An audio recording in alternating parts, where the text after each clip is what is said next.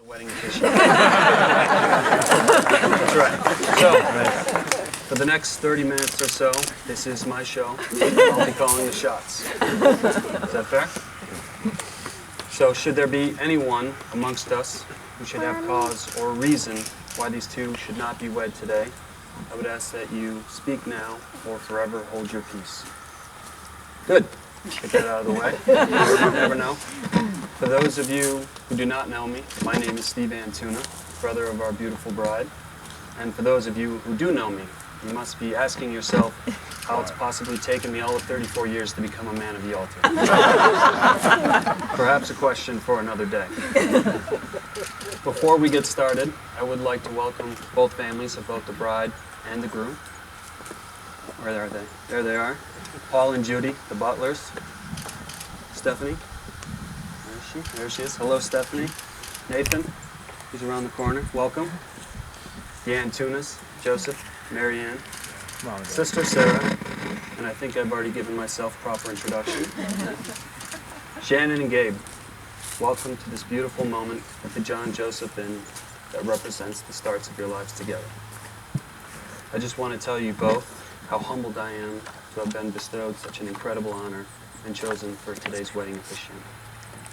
Now, Shannon and Gabe asked me to officiate a few months back, and while I was extremely excited, probably a bit anxious and nervous, it's not something that I've done before, so I really wasn't quite sure, what my responsibilities or duties would be.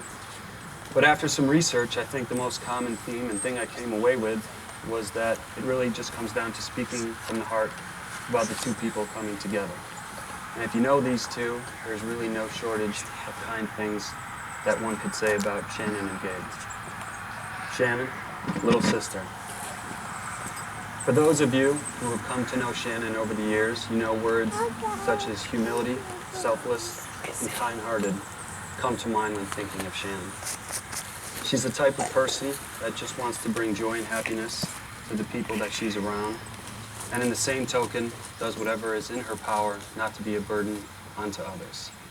You don't have to go much further than her career profession as a stylist to know that she spends the bulk of her time making and helping people look their best.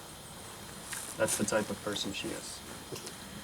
Now, growing up with Shannon as her brother, there was a slightly different dynamic in the Antuna household, probably precipitated by the fact that I was considered the irritant of the Antuna household, which might be putting it mildly, right? Give me a break here.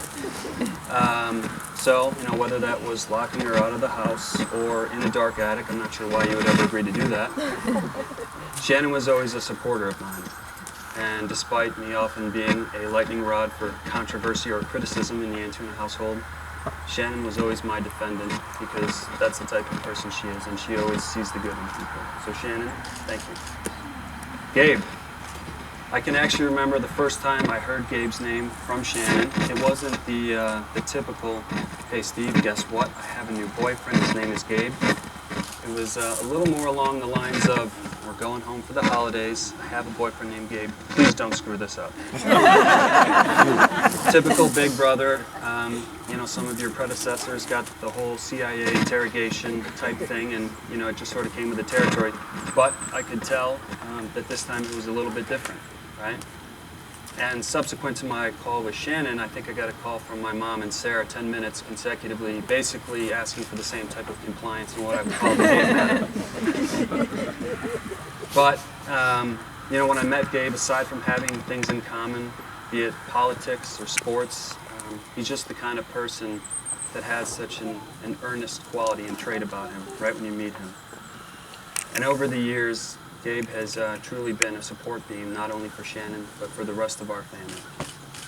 And frankly, anyone who the United States government and Homeland Security deems worthy of transporting high-risk criminals in and out of foreign territories, I'm pretty sure is a safe bet to take my little sister's hand in marriage.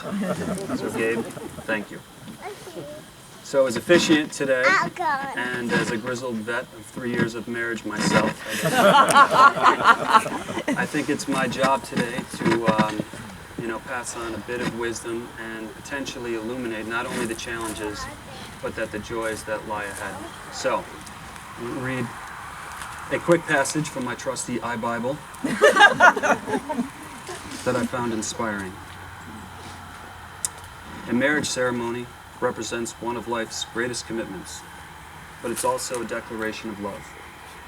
In marriage, we give ourselves freely and generously into the hands of the one we love.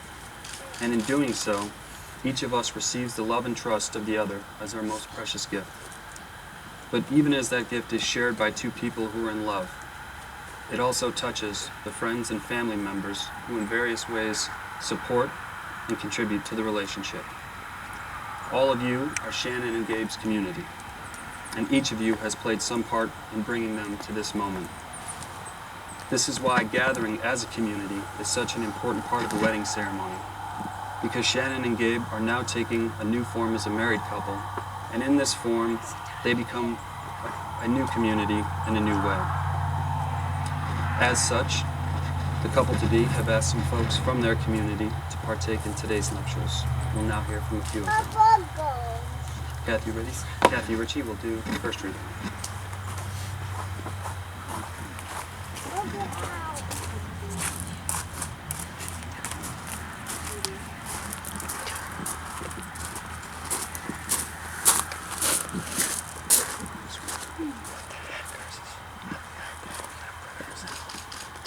Sooner or later, we begin to understand that love is more than verses on Valentine's and romance in the movies. We begin to know that love is here and now, real and true, the most important thing in our lives. For love is the creator of our favorite memories and the foundation of our fondest dreams.